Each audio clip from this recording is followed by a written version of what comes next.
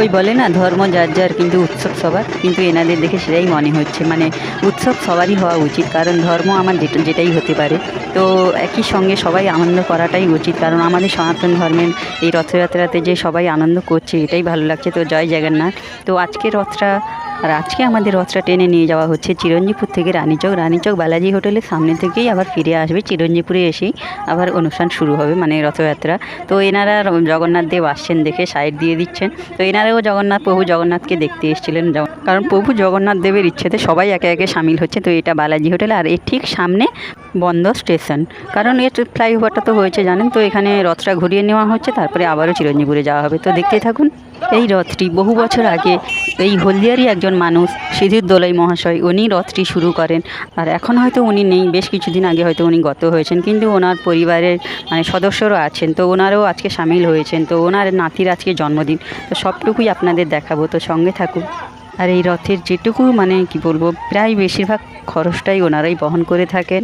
আর এইটা বালাজি হোটেলের কাছ থেকেই আমাদের রথ ঘুরিয়ে নেওয়া হলো, কারণ আর বেশি দূর সামনে যাওয়া সম্ভব হলো না। তো চলুন রথের সঙ্গেও আমরা পেছনে যাই, রথের রশ্মি ধরে। তো রথ সবার কেমন কেটেছে অবশ্যই জানাবেন।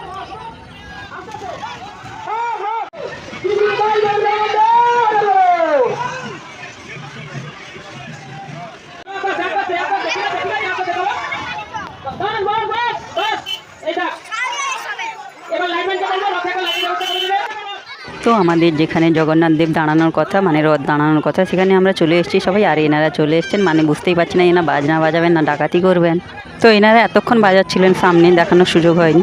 তো যাই হোক, এখানে চলছে এখন হরিধ্বনি, মানে প্রভু জগন্নাথ দেবের প্রভু জগন্নাথ দেবের নাম করে হরি হরি বল। তো হরিধ্বনি চলছে এখানে বেশ কিছুক্ষণ। আর আজকের ওয়েদারটা বেশ ভালো ছিল, মানে বৃষ্টি হয়নি, কারণ রথ মানেই আমরা জানি একটু না একটু বৃষ্টি পড়বে, কিন্তু বৃষ্টি হয়নি বলে আজকে জনসমুদ্র। তো দেখাবো আমি কত লোক হয়েছে। তো রথের কাছে একটু আসার সুযোগ পেয়েছি, কারণ প্রভু জগন্নাথ দেবকে তো কাছ থেকে একটু দেখতেই হবে। তো এখানে শুরু হয়ে গেছে নাচ।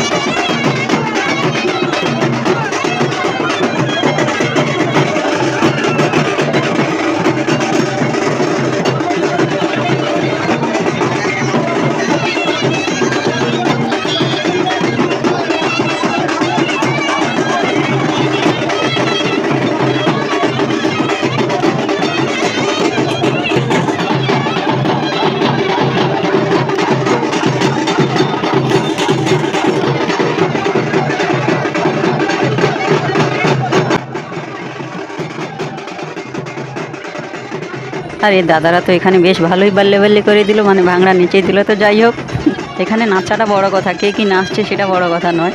তো বেশ ভালো লাগছে এনাদের দেখে, কারণ এনারাও সবাই সামিল হয়ে একসঙ্গে যে মানে আনন্দের মেতে উঠেছে। তো এখানে জন্মদিন, যে বললাম নাতির জন্মদিন, তো আজকে ওনারই জন্মদিন চলছে এই খুদের। তো দেখতে থাকো।